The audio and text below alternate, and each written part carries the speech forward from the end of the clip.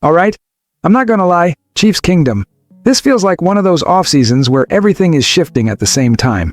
I'm Victor, and as a Chiefs fan, it's wild how fast the conversation has changed. 1 minute we're talking about 5 different free agents that could reshape this roster.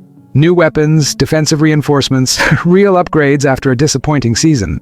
The next minute, we're staring at the very real possibility that Travis Kelce might walk away, and now there's already talk about a replacement emerging. That's not small news.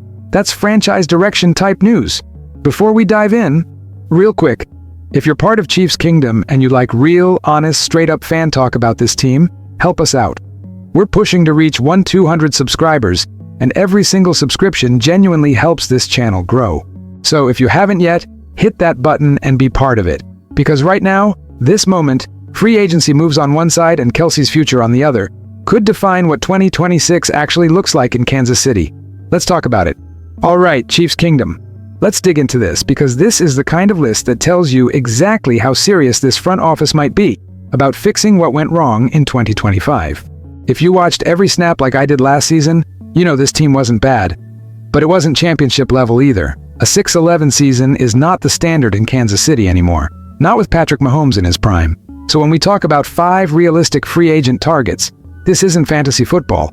This is about whether Brett Veach is ready to reload this roster the right way. Let's start with Rachaad White.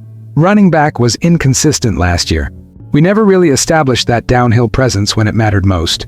White, projected around $7.5 million a year, feels like a practical move. He's physical, good in short yardage, can catch out of the backfield, and he's reliable in pass protection.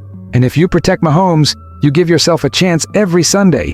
He's not the splashiest name in free agency, but he's the type of move that stabilizes an offense. And right now, stability matters. Then there's Logan Hall at defensive tackle. This one screams Veach project. He hasn't fully broken out, but he's 26, 6'6", 286 pounds. That's the kind of frame Spags loves to mold.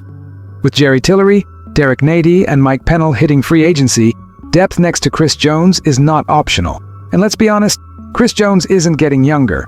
Hall sliding into a 3-tech role behind Jones could quietly strengthen a defensive line that just didn't generate consistent pressure last season.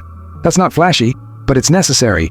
Now at wide receiver, Romeo Doubs is interesting. We all saw it. The flashes from Rashee Rice and Xavier Worthy are exciting, but neither fully took that next leap.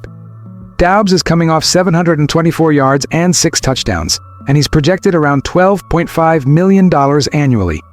That's not cheap, but he gives you something we lacked at times: a dependable red zone target and a steady downfield presence. Juju, Hollywood Brown, Tyquan Thornton, all free agents. The room could look completely different next year. Doubs would give Mahomes someone he can trust immediately, and trust matters in big moments. Then there's Kyle Pitts. This one's fascinating because it ties directly into the uncertainty around Travis Kelce. Pitts had 928 yards last year and showed real production in a spread offense. At around $10.8 million AAV, he's not inexpensive, but imagine him learning under Kelce for a season, if Kelce comes back. That's succession planning done right. You're not scrambling after the fact, you're preparing ahead of time.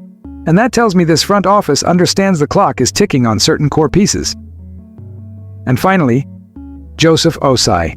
And that's exactly where this offseason shifts from improving the roster to something much bigger. Because all those names we just talked about, the running back help, the defensive line depth, the wide receiver upgrades, they're important. But none of them hit at the emotional core of this franchise the way this next conversation does. Now we're talking about Travis Kelce. We all saw him at the Super Bowl. We saw him at NFL honors. He's still in the spotlight. He still looks like a guy who belongs on the biggest stage. And part of you watches that and thinks, there's no way he's done. The energy is still there. The presence is still there. But then you hear what he actually said after that 14-12 loss to the Raiders. Who knows? It either hits me quick or I've got to take some time. We'll see. That's not a guarantee. That's not a lock. That's uncertainty.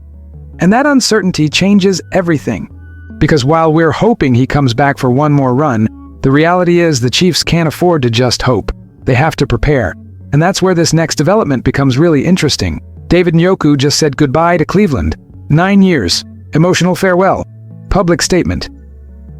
The time for me to find a new home has come. Now listen, if Kelce comes back, this is a completely different conversation. But if he doesn't? Njoku suddenly makes a lot of sense. He's still in his prime. Spotrac projects him around 2 years, $20 million. Not cheap, but not outrageous either for a starting tight end who just put up solid production. And more importantly, he's experienced but not declining. He could step in and give Mahomes a legitimate weapon immediately. And let's be honest, this offense without a dynamic tight end isn't the same offense. We saw flashes of that reality last year. When Kelce wasn't dominating like he used to, the margin for error shrank. The spacing changed. The comfort level shifted. Njoku isn't Kelce, nobody is. But he could be a stabilizer, he could be a bridge, or he could be the next chapter. And as a fan, that's where the emotions kick in. Because on one hand, I want Kelce back. One more season, one more run. Let him walk off on his terms, not after a 6-11 year watching January football from the couch. On the other hand, the business side of the NFL doesn't wait for nostalgia. And when you connect this to everything we just talked about in part 1, the free agent targets, the cap manipulation, the idea of Veach needing to start 2026 with a bang, you start to see the bigger picture. This isn't just about adding depth, this is about transition. The Chiefs are standing at a crossroads.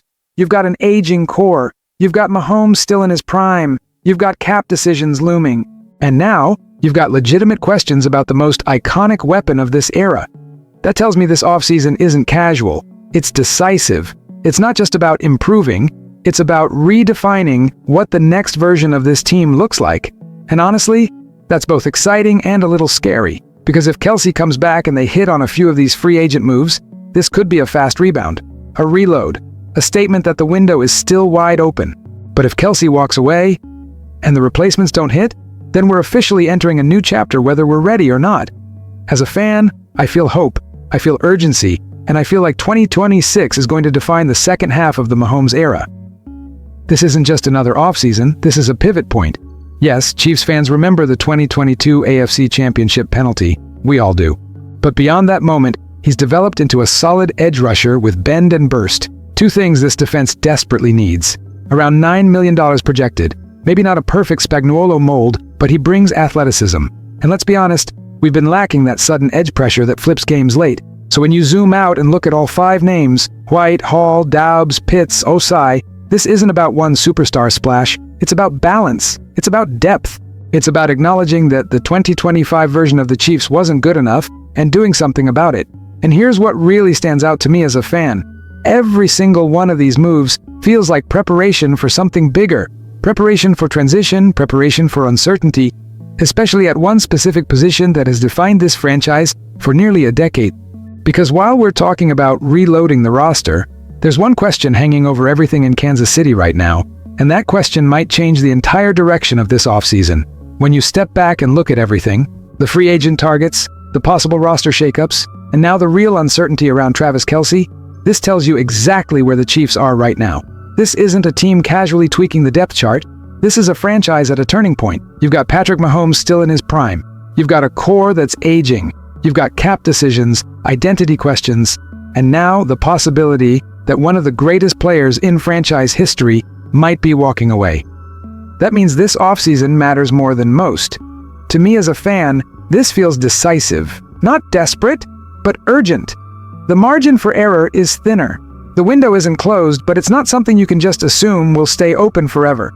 If Veach hits on these moves and handles this transition the right way, this could be the reset that fuels another run.